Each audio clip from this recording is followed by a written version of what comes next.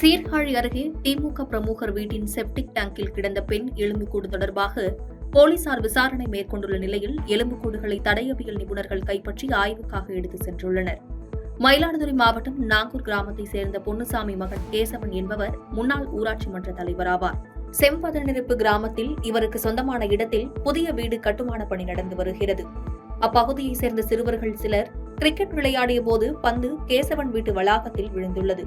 அதனை தேடிய போது வீட்டு வளாகத்தில் பயன்படுத்தப்படாத செப்டிக் டேங்கில் எலும்புக்கூடு இருந்ததைக் கண்டு அதிர்ச்சியடைந்த சிறுவர்கள் இதுகுறித்து தங்களது பெற்றோரிடம் தெரிவித்துள்ளனர். மேலும் அவர்கள் அளித்த தகவலின் பேரில் பாகசாலை போலீசார் சம்பவ இடத்திற்கு விரைந்து வந்து பார்வையிட்ட போது செப்டிக் டேங்கில் புடவையுடன் கூடிய எலும்புக்கூடு கிடந்தது தெரியவந்தது.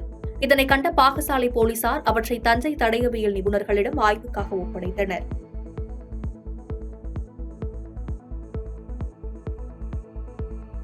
பாதகம் செய்பவரை கண்டால் நாம் பயங்கொள்ளலாகாது பாப்பா.